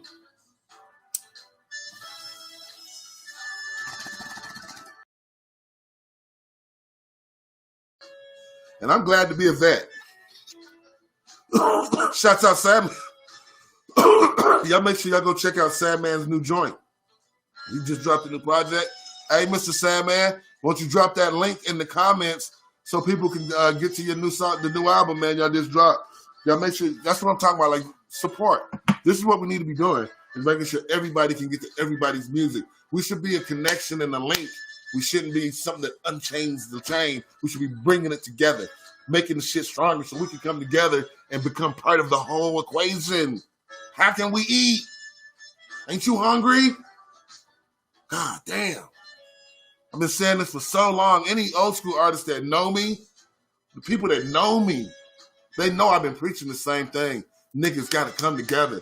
And until these cornball niggas get it in their head that you're not going to do it by yourself, I'm sorry. I'm just saying, I'm not calling nobody individually a cornball. It's just how I talk, okay? What I'm saying is people, right? People. You take all these individual entities that got dope numbers, and we now say Colorado ain't taking this shit no more. Yeah, I like you old school rappers. I love y'all to death. But y'all can't come here and eat no more. We're not coming to your shows. Artists, we're not paying $200 to get on the bill. Promoter, you fund your event, and you promote it like old school days. You remember back in the day, Sandman? You remember back in the day, Sandman, when as an artist, we brought our fans, every group brought their fans, and the promoter promoted the event, and he actually had a built-in bass, but when you brought your fans, it just made it deeper? Because we actually had promoters back in the day that the promoters had a bass. We have promoters now that don't have a bass, but they're a promoter. Like, I get what promoters say that artists got to be able to bring people in. Agree. But guess what else? So does the promoter. Y'all never say that part. The promoter has to bring people in too. You can't just put your name on it and let all of us artists pay you to get on the bill for this whack-ass D-line artist that shows up high and drunk half the time, can't even rap their shit. Don't let me call out names. I got them on tape, nigga. I got niggas on tape. I'll start showing tapes, and I'll call niggas out. We didn't pay these niggas to come here and give bad shows, and you bring them right back. You fucking dumbass promoters, fucking bring them right back after you gave a shit show. And then guess what happens? A whole bunch of different, like, the same artists don't pay to get on again. You know why? Because they saw you do bad.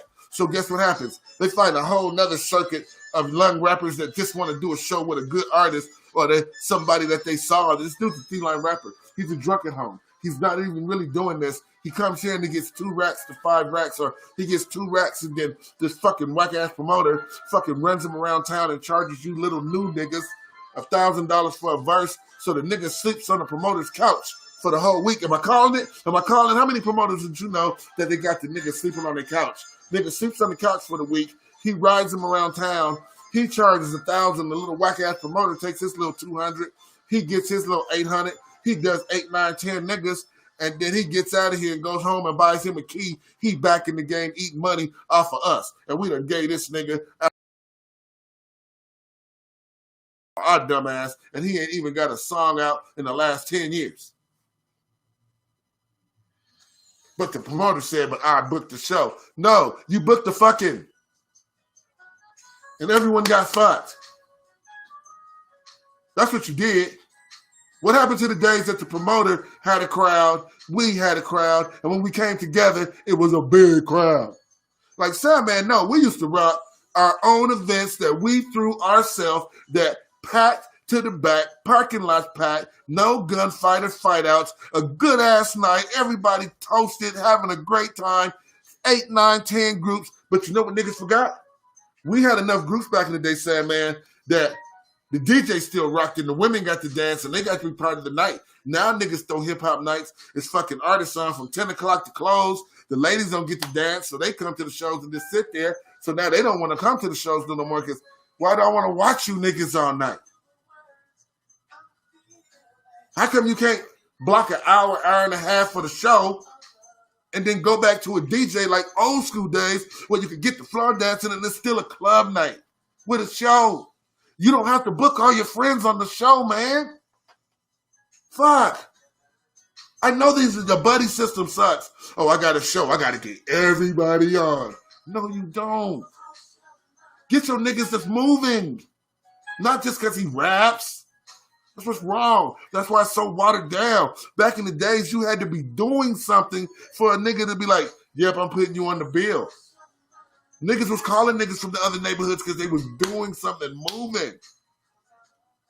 Now you just booking your buddies. And it's not a good show.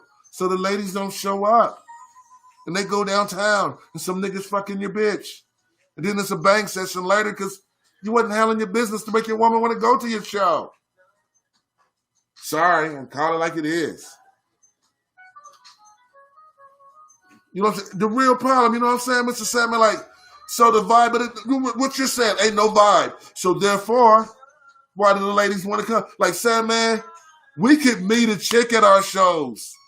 We could meet a chick at our shows. You know what I'm saying? You could get a go-homer. You are at shows that's a sausage fest now, nigga. Call the truth. It's a fucking sausage fest, man. Man, I don't even hardly even want to go support the shows unless it's somebody I really, really know and I know he got something new. Like, why do I want to go to a simulation? It's just, you niggas got to wake up. Get the essence of the night back. Don't forget, the ladies is what pack the house and make it fun. DJs, it's okay to slow the music down and drop a slow jam in. Do you remember the slow jam set, man? Always had a slow jam set. You get one slow jam set. That's when you get to pull the one. But guess what? You know why you can't have a slow jam set right now, Sandman? You know why, T. Lee, you can't have a slow jam set? Because it ain't nothing but sausage at the party. Shit. Who you gonna slow jam with? You know what I'm saying? Like, we used to travel.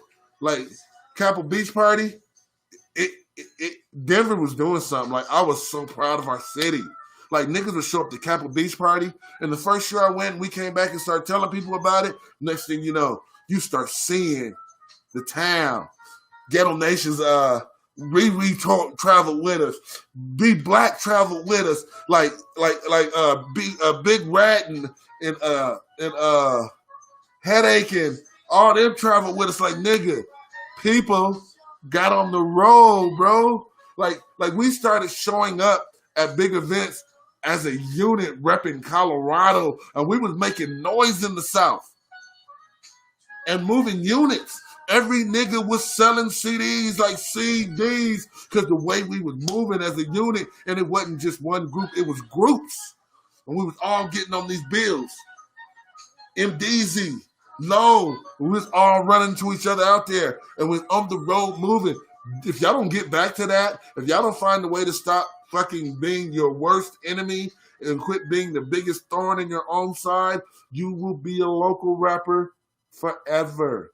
You will never know what it's like to rap in front of 20,000 people. You will never know what it's like to be in conventions and rock big-ass festivals. You will never know what it's like that just because you don't fit into the status quo, that doesn't make it unbelievable.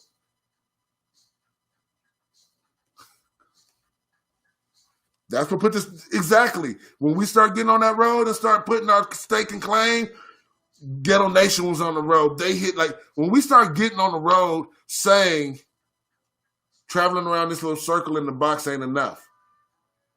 And sorry, let me be the asshole to say it. Y'all ain't made 1 millionaire yet.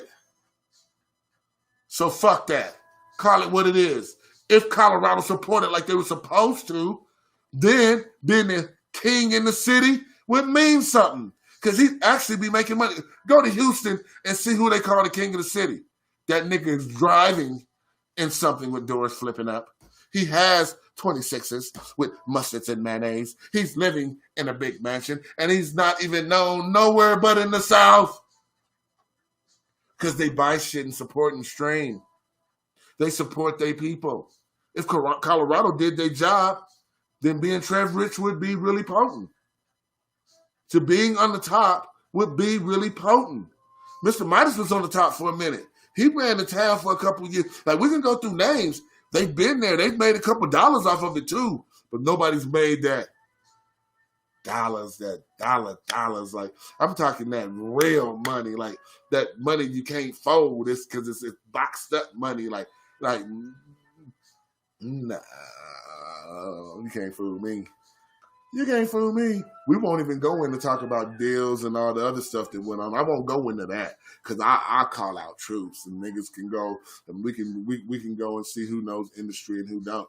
But I won't do that. That's not worth my time.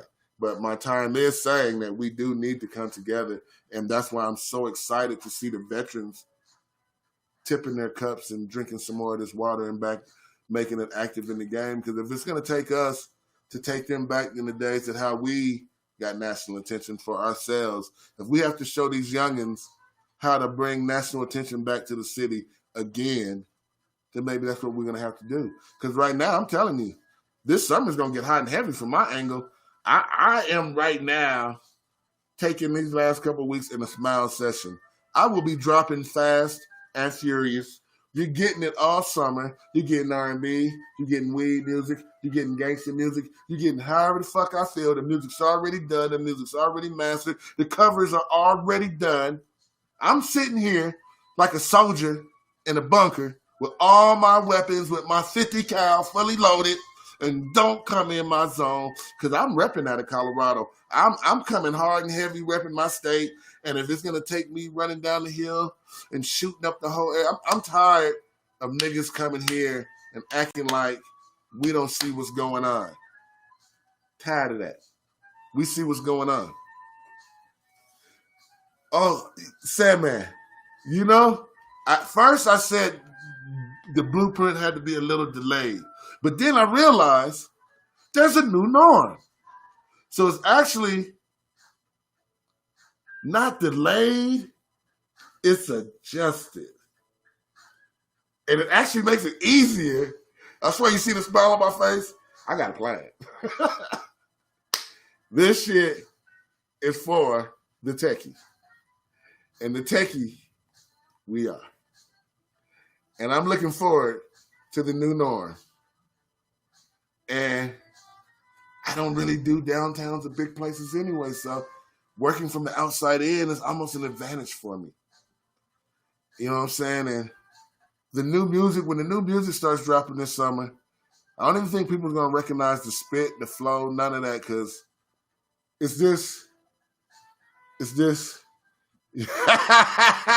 Yeah, you feel me? Just adjust it. You gotta just move it a little bit. Yeah. Just you know, shit that we used to know how it used to be ain't gonna be that way no more. Slide it over a little bit, but trust me, these guys in this city, like, I can give you an example. You remember back in the days, like Columbine, all the artists came together and did a fundraiser for the families and gave out money and stuff like that. And the relief night. When Katrina happened, all of us artists came together and gave something back. Have you noticed this younger generation? Every tragedy? Where's our hip hop community? Where's the people carrying the torch? What are they doing? Not the older guys that's still doing what they've been doing. They've been doing it forever, giving back. Where's the leaders in the young school that's out here saying, these are our people, how do we help? Who is that leader? Because I haven't seen that guy. I haven't seen that guy that really steps up and say, this is my city and they hungry and they need to eat. If I missed him, somebody point me in his direction, because I damn sure don't want to be wrong if it's a young bro out here that's making noise. I'm not talking about any young rapper, because there's hip-hoppers doing things, as I stated. But I'm talking about our people in the top 5, our people that they classify the top 5. Can they tell me what they're doing to help people out that's in need right now? And what are they doing to make sure people like me that got diabetes and high blood pressure, who can't really leave his house on certain times, what are they doing for people like us to make sure veterans like us are okay? Or because I see Jason McBride and I see Tuck in them. I see Struggle with Love in them. I see Anthony Castillo and them from Old Cutting Crew out south. Out west of them. I see them, from the hood to the table. I think it is what they're doing. Like, I see them. Like, I can call out. Don't get me wrong. I see Dwayne Cuda, DJ Squirrel. I see him out there delivering groceries. I'm just saying, like, I can call out people I see. You know what I'm saying? Like, me personally, because I can't leave and go places. What I can do is talk to people. So I've been offering, if you are going through something and you need just someone to talk to and ain't nobody there, even if you know me or not, which I state on my lives regularly, you can inbox me and I will be glad to Zoom with you, talk to you. You can let whatever off your mind, because I can't really leave my house because I can't take chances. But what I can do is always be a voice and a piece of reason and make sure if you're feeling like you're on the edge or you just need an ear, that I can always be that. So that's how I'm donating my time to make sure that I can find a way to give back. And like he said, our Struggle of Love, because Struggle of Love, I seen them. I see they work they putting in. I see it. I ain't left my house and I know they working. You know what I'm saying? Tell me what our top 5 and rappers in the city are doing during this pandemic. Just like people want to know what the churches are doing during this pandemic. What's your local rapper doing during this pandemic? How is he giving back to the community that he wants to stream him? I always need a box, my brother. Hey, I'm over here working on pennies and dimes, but God's blessed me all the time. Amen. Amen.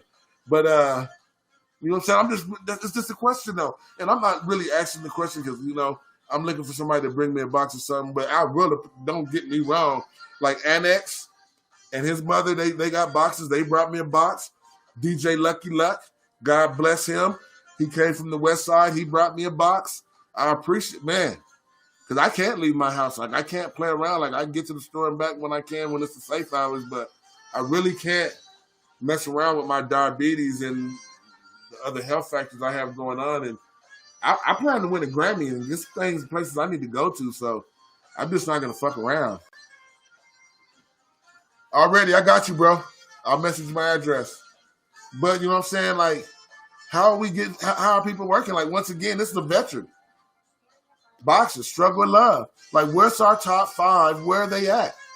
Where are they at?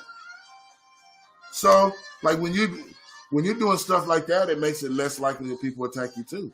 Because, you know, you kind of like people, it's like, hey, man, you know, he does this. But when you are kind of like non-sane, like, I'm just saying, the art of hip-hop, like, Sandman know back in the day, who remembers the Citywide? If anybody remembers when Big Rod threw the Citywide, that was a classic time for Colorado hip-hop. And the reason why I say that is because every year, for one, you positioned yourself to be chosen for the Citywide because you had to be doing something. You had to be having dope shows. You had to have movement, or you wasn't going to get picked because there's only so many groups out of each neighborhood pretty much that was going to get picked, if you remember, Sandman. And then after the groups was picked, you think it was just a celebration of the dope groups in the neighborhood.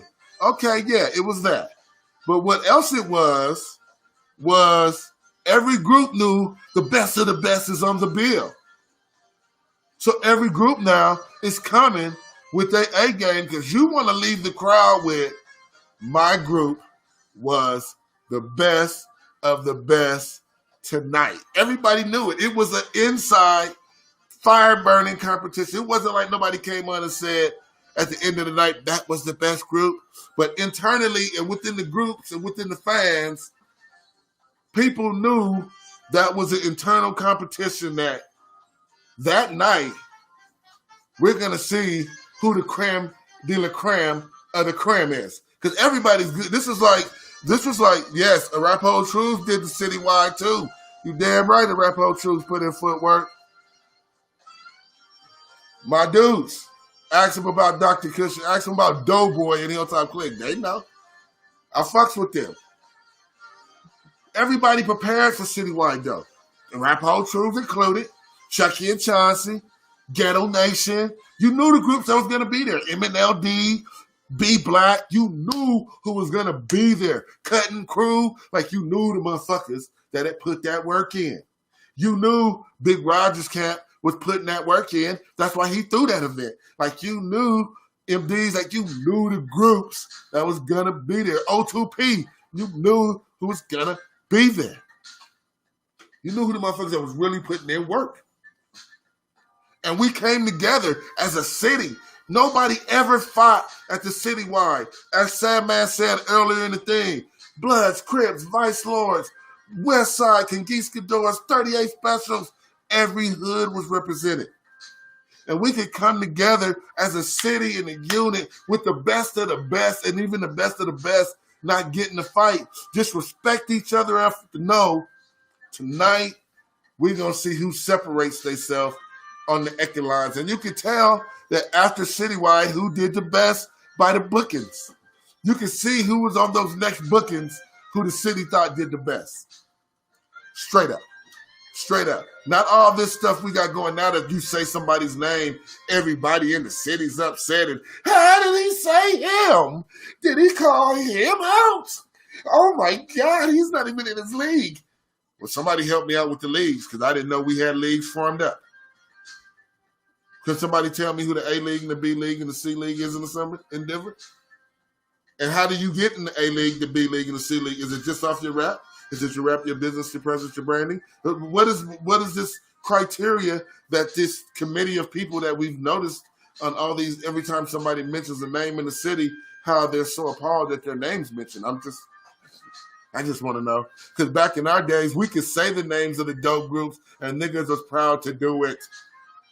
And if you tried to call out one of them groups they would happily at the next show show you why you wasn't on the same stage as them.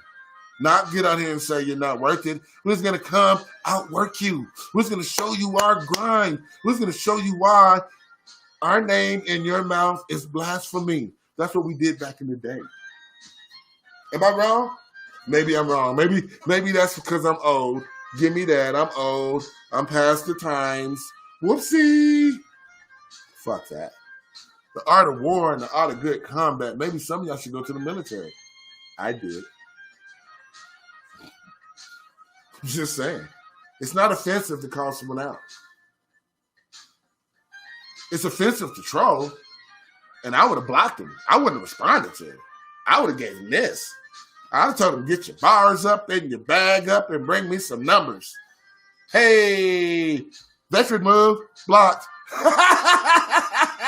But when you get that money up, you can tag me any day when you say the bag is here and this is the criteria, let's go after the bag. But really, if you're smart, you can't battle the man on top in town anyway, because Denver's that type of town that whoever's on top, I don't care. The whole town's voting for him. You lose and your bag too. So get your bars and your numbers up. Amen. Get your bars up. Amen. But your numbers mean more. Amen. Get your numbers up. Like, if your numbers ain't up, then people's going to say what they say. Yeah. Lil O with Big Raj. Yeah, drop that single with E40. Yep. Big Raj. We got Mariah Hayes in the building. She's one of the playlist curators. So if y'all want to find out how to get on some of the playlists like Taco Tuesday and different shit like that, like somewhere to get your numbers up, you might want to holler at Mariah Hayes because she does definitely help people get on playlists and help you get your song moving. So if you don't know who Mariah Hayes is, that's Mariah Hayes. She's in the timeline. Once again, on my business morning, while we're doing our ranch raves and talking about the morning news, I'm always linking you motherfuckers in to some business. Yes, man. I want to make sure I help you, man. That's what I'm here for. You're no good if you're here not to help. I was just talking about you, Lucky Luck. I just gave you some love, Lucky Luck. You just missed it. But no, straight up, make sure you check out the new single with me and Lucky Luck, Roll It Up. It's on Spotify. It's a banger. But that's what I said, putting in that work. Everybody in the city has to know.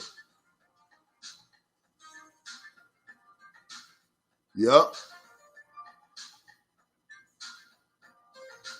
Exactly what Sad Man said in the line right there. I'm going to read what he just said.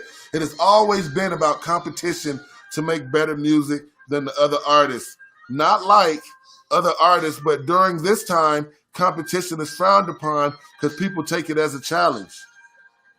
Yeah. Oh, yeah. Definitely holler at her. Yeah, definitely holler at Mariah Hayes, man. She gets on. She makes playlists and she links in other good playlists. You know what I'm saying? It's definitely good for the movement. You know what I'm saying? It's definitely good looking. And I know the quarantine special, y'all gonna be looking for a DJ, you know what I'm saying? I'm steady linking y'all to business all day. It ain't all about me just talking. Lucky Luck, DJ Lucky Luck. Y'all know who DJ Lucky Luck is. If y'all don't, he's a DJ. If you're looking for a DJ when your business and the things start coming back together, you make sure you get Lucky Luck, inbox him, get his PM, send him your music to make sure when he gets back to work, he can have you in the mix, baby. DJ Lucky Luck. And make sure you check out me and DJ Lucky Luck single, Roll It Up, on Spotify and all your music platforms. Stream it. Roll it up. Roll another blunt. We getting high as fuck. Yeah, check it out. No, but you know what I'm saying? Like I've been giving free game, but the biggest part of the game, you know, is 3/4 of these niggas that's talking shit and these artists that say shit, they're not even registered right. Their music's not even registered right. Let's call it like it is. 7 out of 10 of them. 7 out of 10 of them ain't even got their music registered right. They don't even know why you should even have publishing. Oh, why if it's smarter, you own your own publishing company. Don't ask me dumb questions because you know I'm a businessman. You know what I do. You know I got my shit in order. I don't own just musical shit. I'm a businessman. I own a construction company. I own a multimedia company. I got television. Like, I'm a businessman. I'm not playing this kid game of everybody saying who's who. I'm saying, for one, before people make critiques, you should make sure your house is in order. Like, if you got a song on TuneCore and you're not registered right, then you're probably not in the conversation.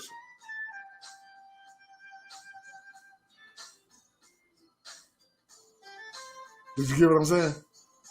Like, if you don't got metadata and BDSs and all that, then we're not even talking. We're not even talking. We're not even talking. No. Because you're not getting a check. What you're getting is that few cents TuneCore puts in your account and say you made, because they don't do the scans and it's not their job. They do the scans that's internally in their little circle. You better read the fucking info. You better see what they're giving you. Superstar. Superstar. But then they come out and tell somebody what they can't do. I bet you Thoth with his one song out. I bet you it's registered right.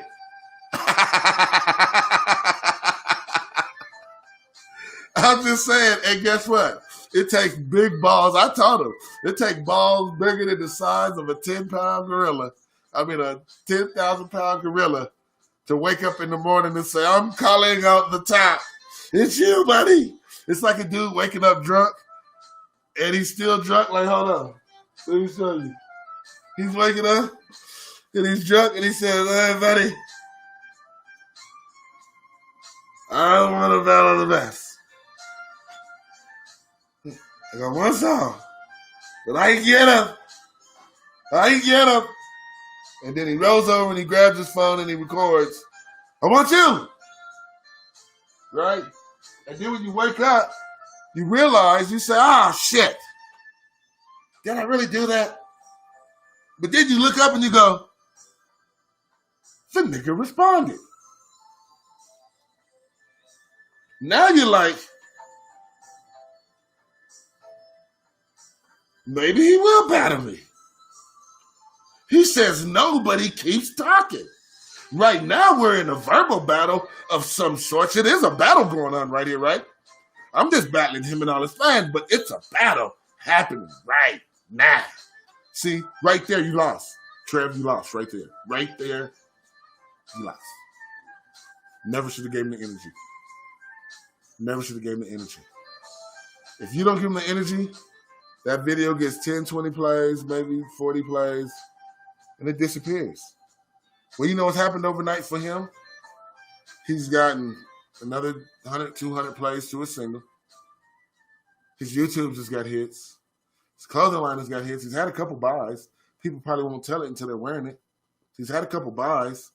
So would you tell me, businessly, did he make a mistake? Because at the end of the day, he's gotten streams, orders, and attention. And he has one song out. Now, who did a better job at marketing?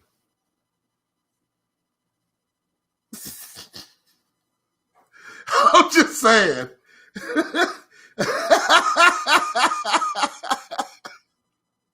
If somebody can tell me I'm wrong, give me an analogy how he's lost.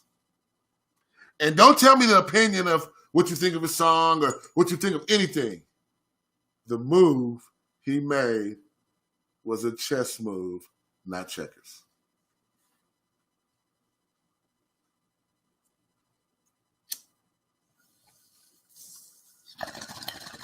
And if you don't know it, you won't. But watch this summer. Watch that young grasshopper. He ain't going nowhere. He's going to start dropping a lot of music at that man. And it's not going to be at that man. That man told him to get numbers. And that's what that man's going to do.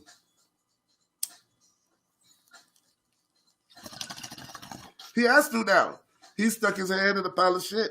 The whole city's watching. Me too.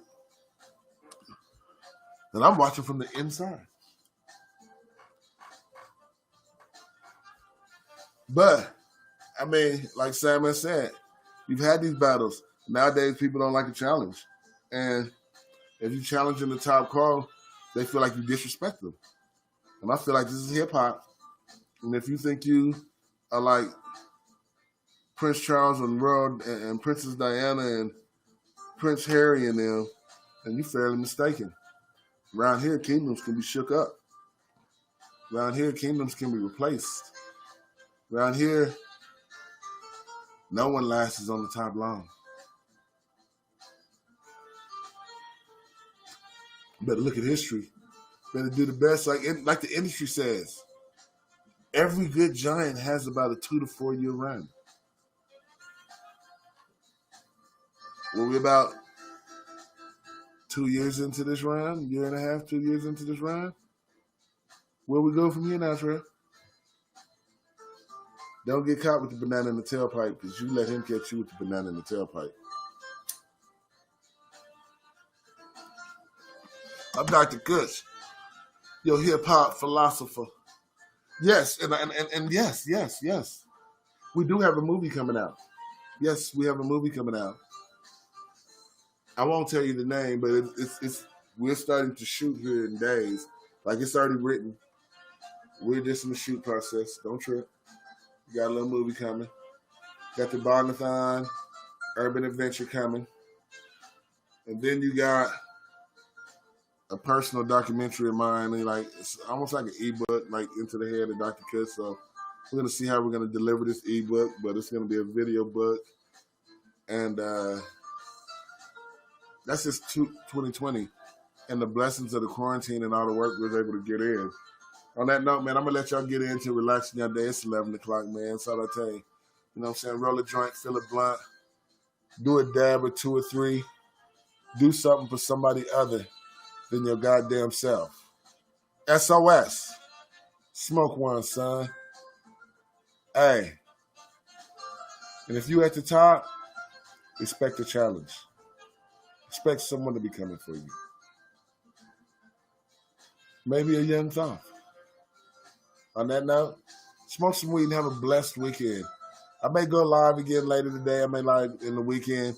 But y'all have a blessed weekend, man. Smoke the best weed. I'm on this Chem 19 and the last of this bubble, and I don't know what the wax is anymore. But I feel fucking wonderful, and I want you guys to too. And, man, for all the artists that's on my line, make a banger this weekend, man. Represent Colorado. Let's do something big. Unstoppable. Colorado.